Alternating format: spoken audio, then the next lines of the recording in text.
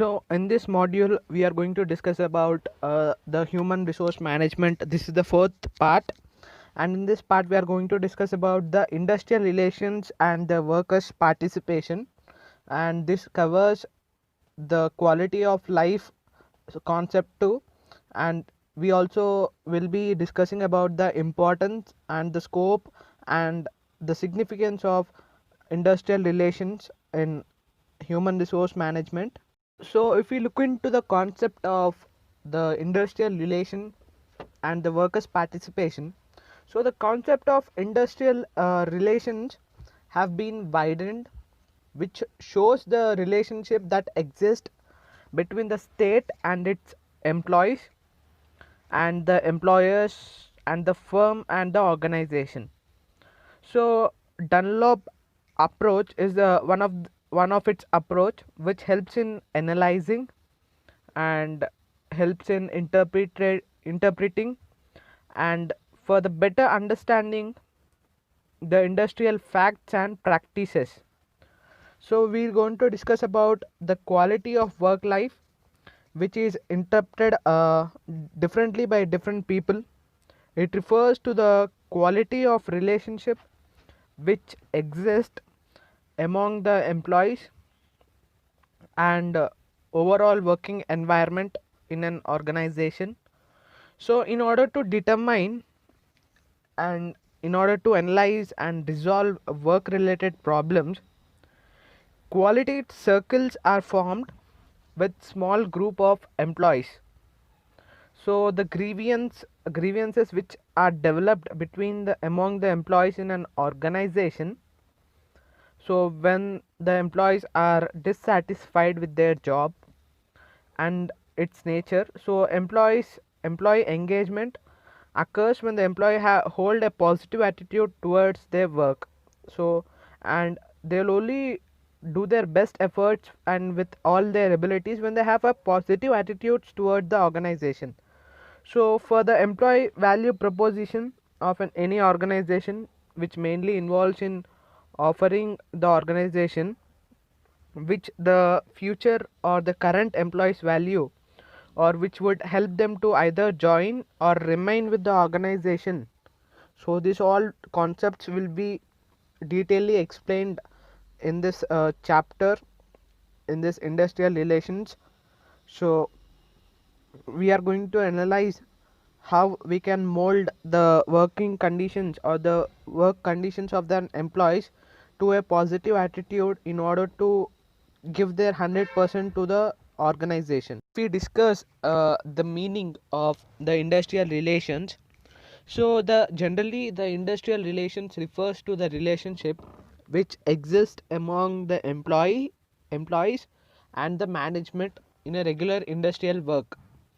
So a whole field of relationship that exists because of necessary collaboration of men and women in an employment process of an industry. So this concept was in detail explained. So the concept of industrial relationship has been widened, which shows the relationships that exist between the state and its employers, as well as the firm, as well as the organization. So the International Labour Organization has defined that industrial relations are industrial relations which deals with either the relationship between the state and the employers and workers or organizations, or the relationship between the occupational organizations themselves. So this is the definition which was given by the International Labour Organization. So in short, it explains the relationship between employees, employers, and their union and their government. So basically this industrial relationships explain the relationship between the workers, the employers outside the other firms. We may also consider that one, and the relationship which exists between the organization and the government too. So this is a wide concept and we have to analyze in detail in order to get a greater understanding of this topic. Now we are going to discuss the characteristics of the industrial relations. So now we are going to discuss the concept of its characteristics of industrial relations. So, so the first relation or the character of this industrial relation is, so the industrial relation enhances or advances the skills or adjusting methods and cooperation with each other in the organization. So if we speak about the skills which are concerned, that are concerned with the employers and the employees too, and adjusting methods in the sense the plans or the procedure or the policies or the strategies which are followed in an organization. And when we refer the cooperation with each other, it generally refers to the relationship between the employers and the employee or the workers or the staff in that organization. So the second characteristic which was defined was, so this industrial relations are the result of the employment relation which exist in an industry. So if there is no relationship of like when there is no term of employment, this industrial relations can be obtained from there. So the term which makes this industrial relations worth is the word employment. So if we move on to the other character, that is industrial relations systems, so this help in generating complicated rules and regulations for maintaining the cordial and peaceful relationship between the employees. So this helps to maintain the peacefulness or the peace nature in an organization in order to avoid the conflicts, in order to avoid the grievances in the firm or in an organization.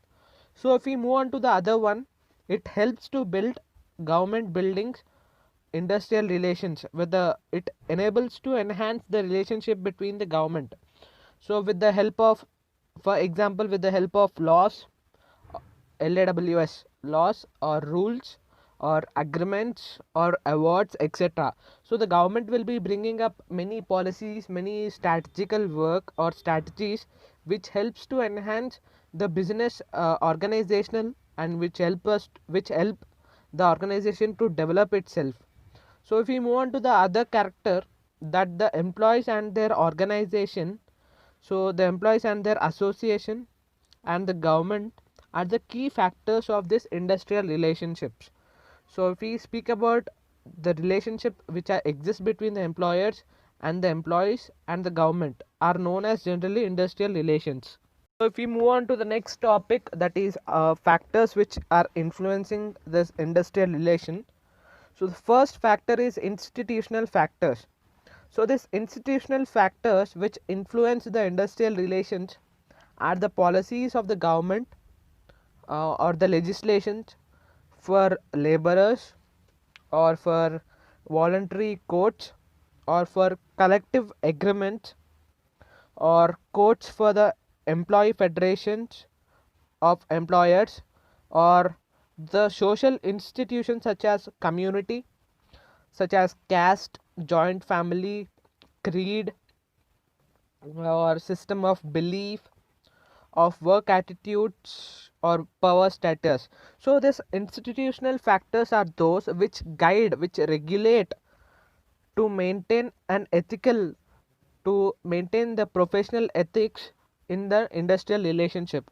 It basically frames out the guidelines to be followed by each and everyone, that is employer or employee or any the government organization. If we move on to the economic factor, so this economic factor tries to influence the industrial relationships which has like economic organizations such as capitalist or communist or mixed. So the demand and supply of labor forces and the force structure also may impact the economy of the organization or a particular firm. So this all should be kept in the mind when we talk about the economic factor. So if we move on to the next one, that is technological factor. So the mechanization or the automation or the nationalization or computerization, so these are the some technical technological factors which influence the industrial relations, which help the organizations to empower them to improve their standards of service which they are giving for the customers. Basically, they are helping the firms to achieve their objectives easily. So if we move on to the next one, that is social and cultural factors. So in the social and cultural factors, like such terms or such factors are like population or religion or customs or traditions of an individual or race or the cultures of different group of individuals also influence the industrial relations. So this plays a major role in the industrial relations, the social and cultural factors. So if we want to start any business, we have to keep in mind the social and cultural factors of a particular place where you are going to start your firm on an organization. So when McDonald's came to our India, many they did not consider this as a factor, but they faced a huge loss because of this social and cultural factors. So we have to, and it taught everyone that we have to keep in mind the factors of social and cultural issues when we want to start a business at a particular place. So if we move on to the next one, that is political factors. So if we move on to the next factor, that is political factors, so generally these will be influencing the industrial relationships. So and the political system in the country or the political parties and their principles and their progress and method of achieving their policies also matter in this maintaining this industrial relationship. So some government will be giving preference to the capitalist market, some parties will be giving preference to the communist schemes or policies, or both mixed factors can also be there.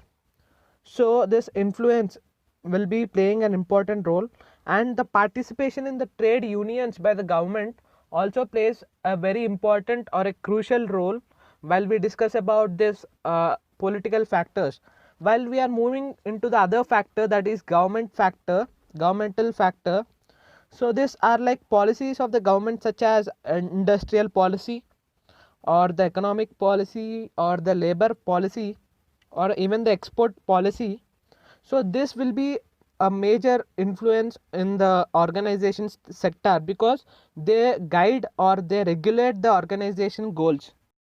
Now if we talk about the significance of this industrial relations, so with the widespread of the development of the industries, there have been a remarkable growth in the employment rates and the wage levels and the benefits derived, and even the working conditions have been changed because of this rapid industrialization and the educational facilities and so on. So if we see the situation after the independence in India, it became quite essential for India to industrialize its economy in order to solve the numerous problems, the numerous social economic problems.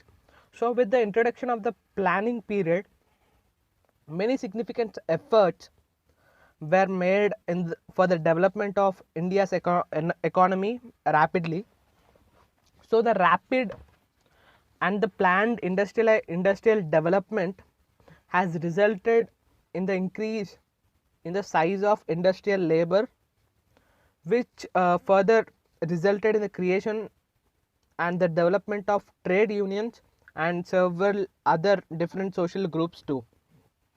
So if we talk about the significance, so it majorly concentrates, the industrial relations majorly concentrates on the effective industrial relations help in achieving the individual, organizational and the national objectives as well. So if we move on to the other significance which has been mentioned in this industrial relation, that is maintenance of the friendly and peaceful industrial relations which help in maintaining higher productivity, for achieving the objectives of 5-year plan in India.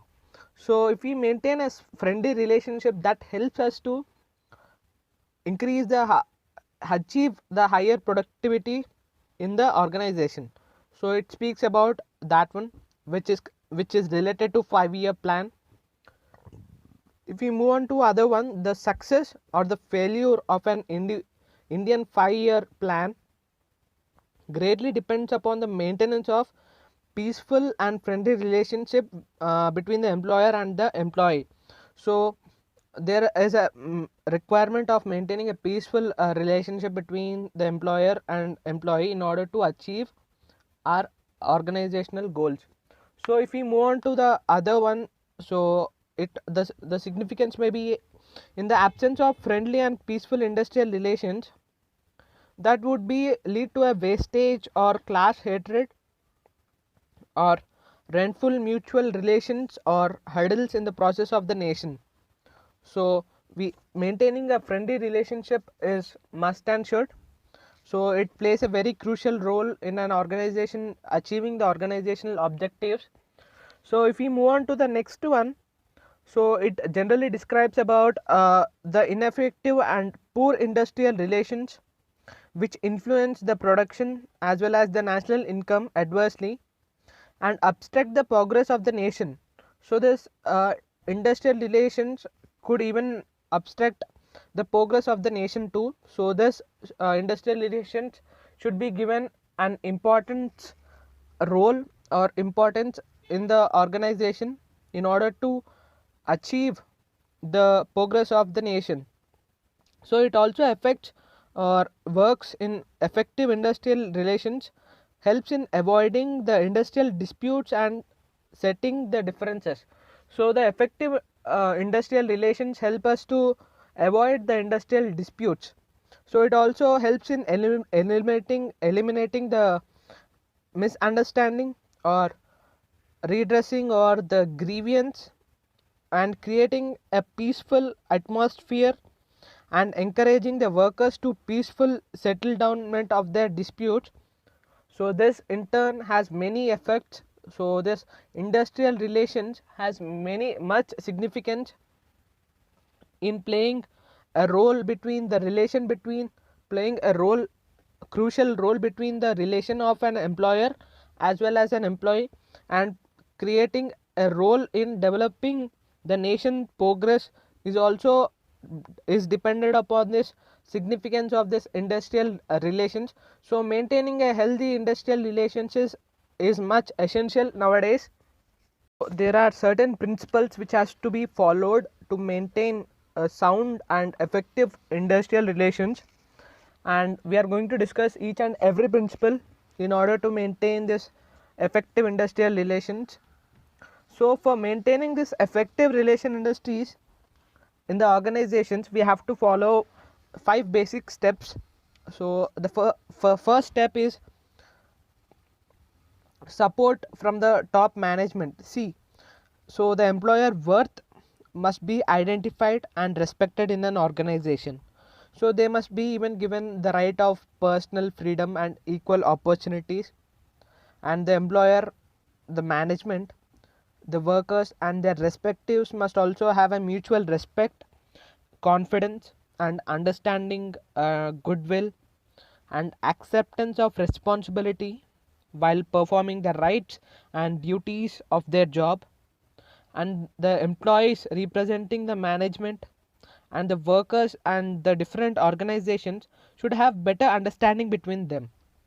So this support from the top management, so as an industrial relations is a functional staff service, it is quite essential to receive the authority from the line organization.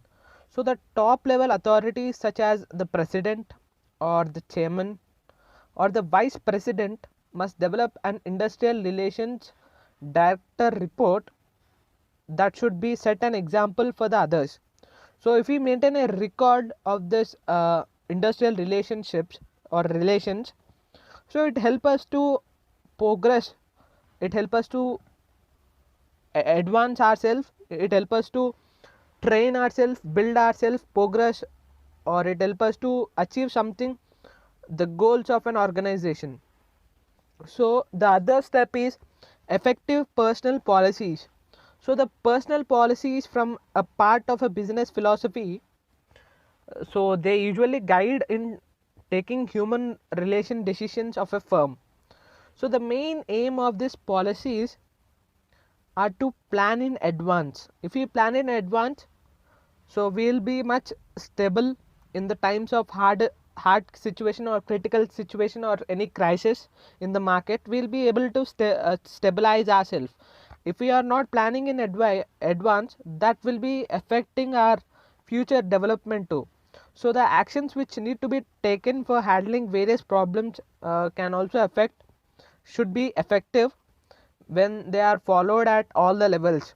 So right from the top management to the bottom management, so this effective policy should be implemented. So some of the companies will only implement at the top level, but when you are coming to the bottom level, the policies are not implemented properly. So that in turn will cause a loss, huge loss for the company.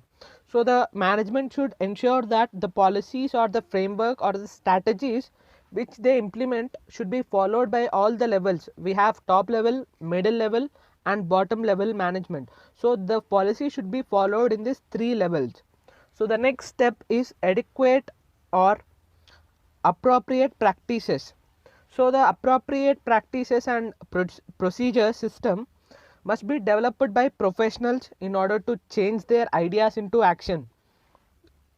So the procedures and the policies of the management act as a tool for the management, which helps the supervisors in rate adjustments or grievance reporting and merit rating too. So this adequate and appropriate practices should be followed at all the levels of the management too, in order to ascertain the value of an employee in an organization. Now we are going to discuss the fourth step, that is comprehensive supervisory training. So in this, in order to perform the policies and practices of industrial relations, so a detailed training is required to be given to their job supervisors with respect to the leadership and the communication. So the communication skills of a supervisor should be more far better, should be more effective and efficient than others, because they played a lead role in the business organization. So that is main important of comprehensive supervisory training. And the other fifth step and the final step is follow up of the results. So it is essential to examine the industrial relations program, as it helps in analyzing the current practices, as well as it helps in checking the offensive tendencies too. To follow up of the turnover or the departmental moral or grievances or employee suggestions, so this step should be implemented continuously in order to achieve the needs of the company as well as the needs of an employee too. We discuss the different approaches of industrial relations. So we have mainly 6 approaches, so we will be going to discuss about each approach in detail. So the industrial relations and the problems are very difficult and the numerous in nature. So as this industrial relations issue an outcome of social, cultural and economic and political and other government factors, the study of industrial relations is basically from a multidisciplinary approach. So it won't even, when we want to study this industrial relations, we have to have a multidisciplinary approach, multi approach, not only one from one side. If we think of it, if we approach only in the one side, that may lead to destruction. So several people have several approaches, so we're going to discuss about this basic 6 approaches. So first one is psychological approach to industrial relations. So psychologists have identified that industrial relations issues begin due to the differences in the perspectives or the management or the union or the workers. So the differences in perspectives occur mainly due to the variations that take place in personalities or attitudes. So in the same way, the industrial conflicts are also caused due to the factors like motivation, uh, leadership, or group objectives. So these all will be causing the conflicts. Due to these factors, there will be conflict. So if we involve these factors effectively and efficiently, there will be no conflicts taking place in an industry. So if we implement a motivational speech or a proper leadership skills in an organization, I think there will be no disputes in an organization or an industry. So this should be approached, this should be followed up by all the industries. And second approach is a sociological approach. So industry is considered as a small social world. So organization refers to the group of individuals which different who are having, all the employees will not have a same mentality. They'll be having different types of personalities or emotions or feelings. So even they are from different educational backgrounds. So these indifferences lead to conflict and competition between the number of industry societies too. So this should also be kept in the view. So the next one is human relations approach to the industrial relations. So human relations should be maintained properly, and they have to give freedom of speech, thought, expression, and movement.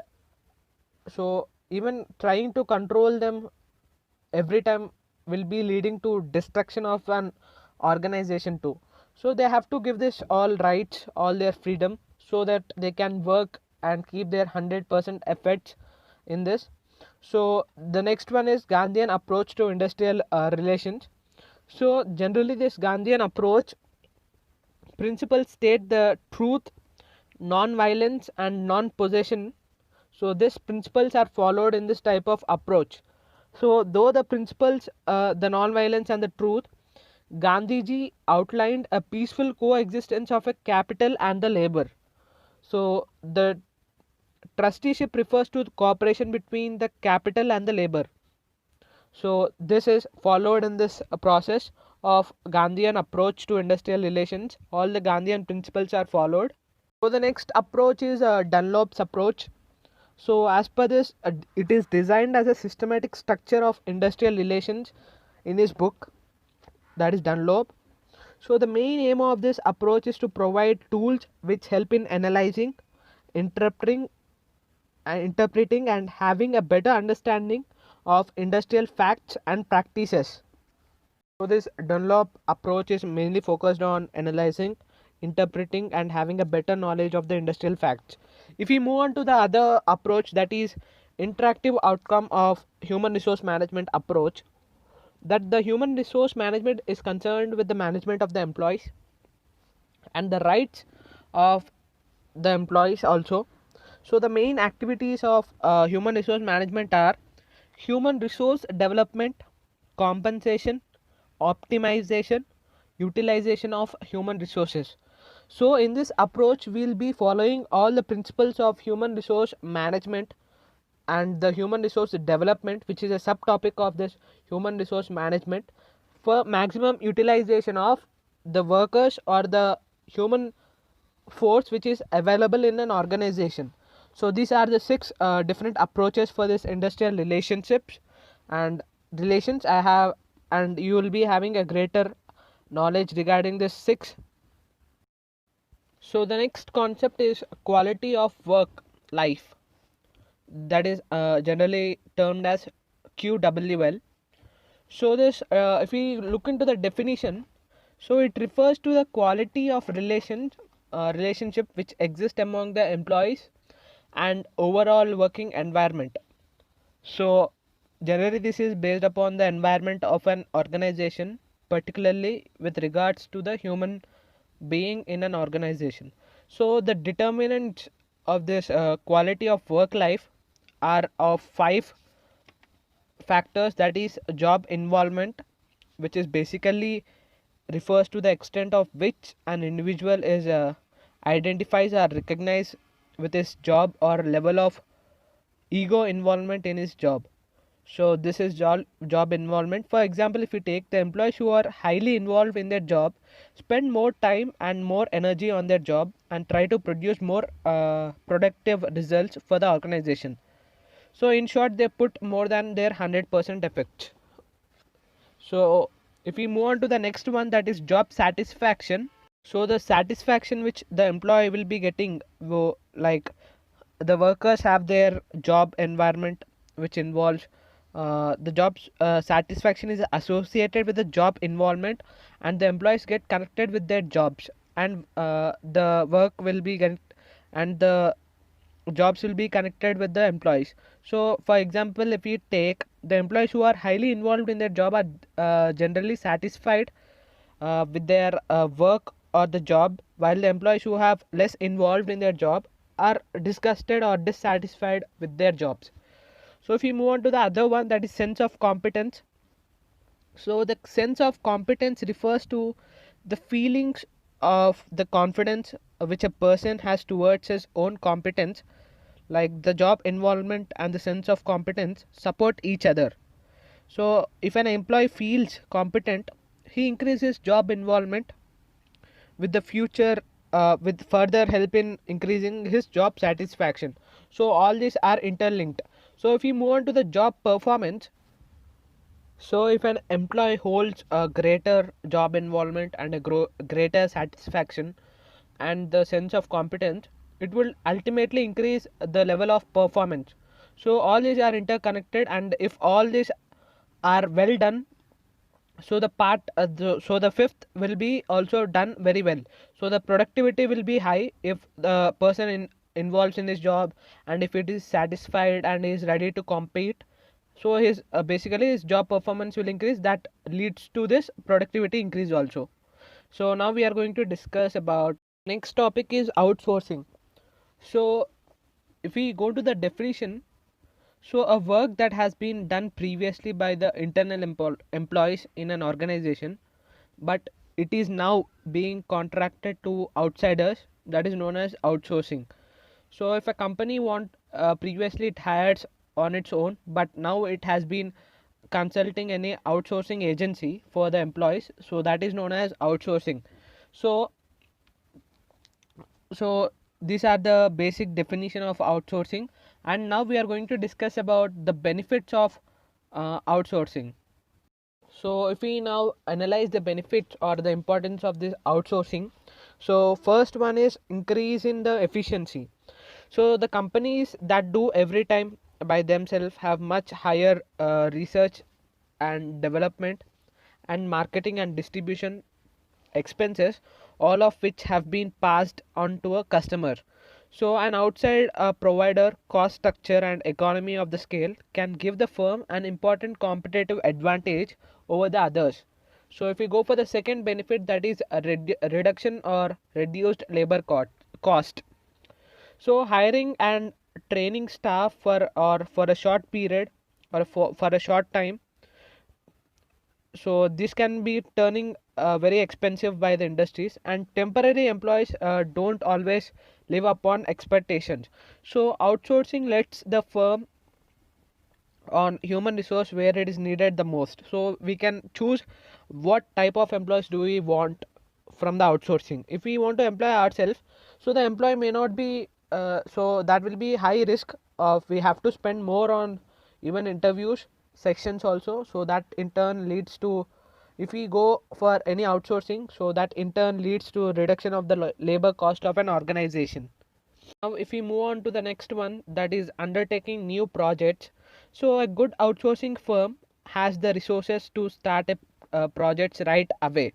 So there is no need of giving training to the employees. So handling the same project in house might even involve in taking weeks or months to hire right people for the right position. So even the project requires major capital investments also.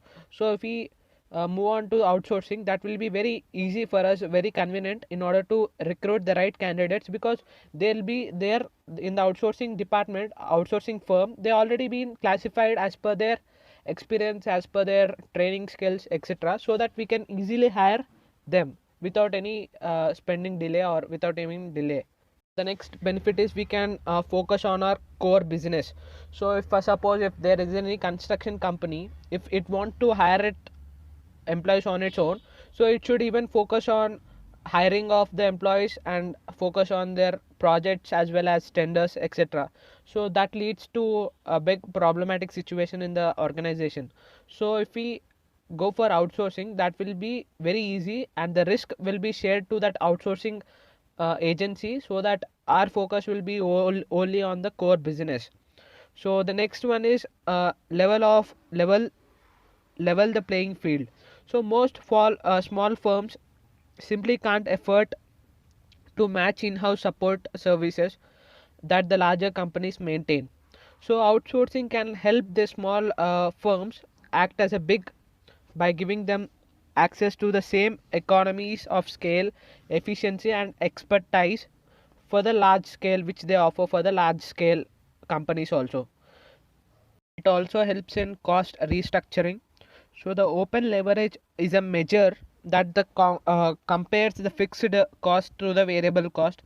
So the outsourcing chances changes the balance of this ratio by offering a move from fixed to variable cost and also make variable cost more predictable. So we can guess that how much will be charged for this hiring process if we consult an agency of outsourcing. So if we want to conduct on our own, we can't say that how much will it cost. So it also concentrates on improving the quality, because the achieve a step of change in the quality through contracting out of the services with a new service level management will be having a high chances of providing an qualitative candidates for the job. So if we talk about the tax benefits, so by selecting the right agency, so we can even save up the taxes in saving on the cost. So outsourcing an activity provides access to new skills and fresh insights. In that sense, like it is always valuable. So it ensures confidential and accuracy and quick response time, because they are already are having many employees with them who are ready to be outsourced. So this helps us in reducing the time of our, and we can concentrate on the core business also. So if we discuss the problems in this outsourcing, like the loss of managerial control. So the employees which are we employ, so they'll be under the control of that outsourcing agency, and because of it more difficulty to manage the outside service providers too than managing one own company. So if we move on to the other one, so it also, they are often the hidden cost are the difficulty to calculate and prepare for. So this include like a legal cost related to putting together a contract between two companies, and we also have to hire a law advocate for this drafting a contract between the agency and the outsourcing agency and the firm which wanted to take the outsourcing candidates. And it also a possibility maybe like loss of inflexibility in reacting to the changes, like business conditions or lack of internal and external customer forces focus, and sharing the cost of savings may be also disadvantage of outsourcing. So if we move on to the next one, in the public listed companies, the board has the responsibilities of running the business for the shareholders. While the board may decide that the outsourcing is an appropriate strategy for the business, but the shareholders may oppose this one. So the other disadvantages of this outsourcing is like this may include an unfavorable contracts and even the loss of competitive edge, and the problems in several contract renewal also, and there may be even contractual misunderstandings too in the between the agency, that outsourcing agency and our firm. So if we move on to the other one, so outsourcing fails to realize the business value because they are not with us with the company from the beginning, so they may fail to realize the value of a company. And the other one is like outsourcing of jobs may exploit lower paid workers because these outsourcing agencies want to make profit, so they may give us less quality guys also. So this is the end of the topic of the module full. So we have covered everything in the human resource management, and I hope you will be getting greater understanding regarding this human resource management. In this topic, in this part specifically, we covered the industrial relations and its factors influencing, and the problems of this, and the significance of the industrial relations, and the outsourcing, and the disadvantages and advantages of outsourcing. I hope you will be getting a great understanding. So this is the end of the module of human resource management. This is the part 4. This is the end, and I hope thanks for watching the video, and I hope you will be getting a greater understanding regarding the concept of human resource management and human resource development, and various techniques and concepts which are involved in this human resource management. And thanks for watching the video.